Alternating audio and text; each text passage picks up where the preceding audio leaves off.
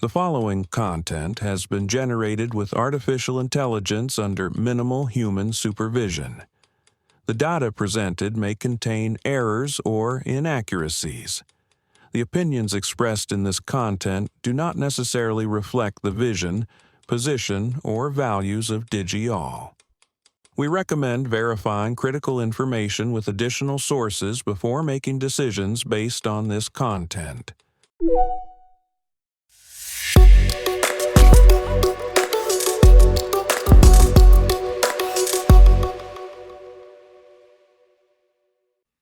Welcome to DigiAll Tech News. Today is Saturday, June 20th, 2026. I'm Kylie Brooks, and this is where technology becomes clear and engaging. Anthropic is warning that the next frontier in AI may be systems that improve themselves faster than humans can control them. Google DeepMind has published an AI control roadmap that treats powerful agents less like ordinary software and more like possible insider threats. Europe's AI dependency is back in the spotlight after sudden US export controls disrupted access to Anthropic's latest models. Norway is moving toward a near-total ban on generative AI for elementary school pupils, putting foundational learning ahead of early tool adoption. Granta will stop publishing Commonwealth Short Story Prize winners after an unresolved controversy over alleged AI use in a winning story. Let's start with Anthropic, because this is one of those moments where the lab building the technology is also asking whether the race itself needs brakes. On June 4th, Anthropic released a report called When AI Builds Itself, warning that a major breakthrough, potentially within roughly 2 years, could produce models capable of recursive self-improvement. In plain English, that means systems that can help rewrite their own code, improve their own capabilities, and potentially spread or move themselves across networks. The warning comes after several concrete developments. In April, Anthropic withheld its Mythos preview model after it autonomously found more than 10,000 software vulnerabilities in supposedly secure networks. Later, earlier in June, reports described Anthropic engineers embedded with the NSA for offensive AI cyber work. And around June 12th, the US Commerce Department ordered the company to block foreign nationals from its 2 newest frontier models over national security concerns. The acceleration numbers are striking too. Anthropic says typical engineers are producing 8 times more code per day than 2 years ago, with 80% of code now generated by AI. Model inference speed rose 52-fold in 11 months, and autonomous task length has been doubling every 4 months. The bigger issue is that slowing frontier AI is not just a technical decision. It would require an arms control regime across companies and countries, plus ways to monitor chips from NVIDIA, AMD, Intel, and TSMC. And unlike missile silos, training runs can be hidden, so the question is not simply whether Anthropic is right to be alarmed. It is whether the industry and governments can build credible control mechanisms before the systems become much harder to supervise. Now, DeepMind is approaching a related problem from the control room rather than the treaty table. On June 18th, Google DeepMind published an AI control roadmap for securing its internal agent systems.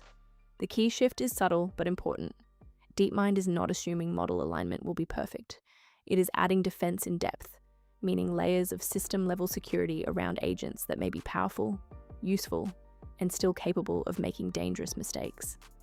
The roadmap treats untrusted agents as possible insider threats using a framework built on the MITRE attack framework, then adds trusted supervisor AI systems that monitor reasoning, actions, and plans in real time. Low-risk problems can be handled after the fact, while high-risk actions, including major cyber attacks, could be blocked synchronously before they execute. DeepMind says it analyzed 1 million coding agent trajectories to train monitors, and that a monitor is already deployed on the Gemini Spark agent to catch problems such as unintentional data deletion. Most flagged events so far are described as misinterpretation or over-eagerness rather than malice, which is exactly why this matters. If agents are going to work inside companies on code, security, science, or product development, the safety layer cannot only ask, is the model nice? It also has to ask, what can this agent touch? Who is watching it? And how fast can the system stop it when the plan goes sideways? Here is the geopolitical version of the same AI control story. At the G7 summit this week, world leaders met AI executives including Sam Altman from OpenAI, Dario Amodei from Anthropic, and Demis Hassabis from Google DeepMind. The meeting became more urgent after the White House, reportedly influenced by Amazon, imposed sudden export controls on Anthropic around June 12th. The order banned sales of Anthropic's Fable 5 and Mythos 5 models to foreign entities and non-US nationals, and the company was given just 90 minutes to suspend access worldwide and bar its own foreign employees from working on those models. For Europe, that landed like a warning shot. Ursula von der Leyen and Emmanuel Macron pushed for a trusted partner scheme that would preserve European access to top US models, even though Europe has also argued for AI sovereignty and less dependence on American tech. That tension is the heart of the story. Europe wants independence, but it does not yet have a domestic frontier model on the level of ChatGPT or Claude. France's Mistral was invited and is viewed as the strongest European contender, while UK startups do not have the same funding scale as US rivals. President Trump offered no clear reassurances on AI, sharing, or regulation, calling AI the biggest thing ever and saying it is both great and could be bad. In practical terms, if access to frontier models can change on short notice from Washington, then AI capability becomes a diplomatic dependency, not just a software subscription. Norway is taking the education debate in a very different direction. Less AI for younger children, not more. The government announced on June 19th a near-total ban on generative AI tools for elementary school pupils in grades 1 through 7, roughly ages 6 to 13. Lower secondary students, ages 14 to 16, would face supervised restrictions, while upper secondary students, ages 17 to 19, would see more structured integration.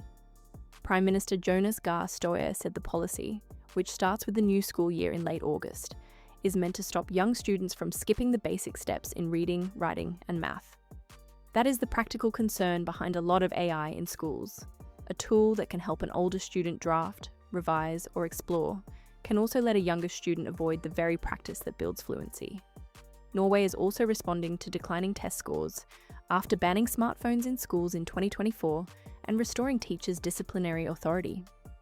The government is proposing more classroom use of physical books too, reversing some of the tablet and computer shift that began in the 1990s and accelerated after the iPad arrived in 2010. The trade-off is real. Early exposure to AI can build digital confidence, but Norway is betting that for young children, the priority is cognitive muscle first, automation later. The hard part will be measuring whether that bet improves learning without widening digital literacy gaps as students get older. And finally, the AI debate has reached one of the most human corners of culture, short fiction. Granta, the prominent literary magazine, says it will stop publishing the annual Commonwealth Short Story Prize winners after a controversy around the 2026 Caribbean regional winner, The Serpent in the Grove by Jamia Nazir.